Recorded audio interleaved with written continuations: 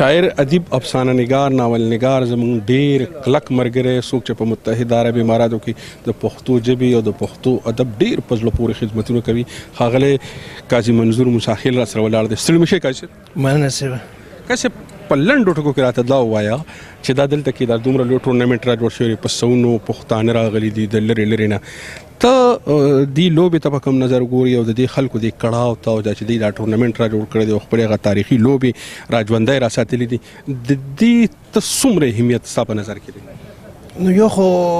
دوی چې دا لوبه کوي د خپل وطن لږ هغه لرېوالی هغه مطلب هغه تنده پرې ماتوي په یو نظر سره. دویم دا چې لکه دا لوبې چې کومې علاقایي لوبې دي لکه دا کوډه چې کومه لوبه ده کومه چې په مخصوص علاقه کې لکه خدو خیلو کې یا دغه صوابۍ بعضې سیمو کې کېږي نو نوی نسل خو د دې نه خبر چې دا لوبه پخوا کېدله اوس هم کېږي نو که په دغه ځای کې کېږي او دا مسافر یې کوي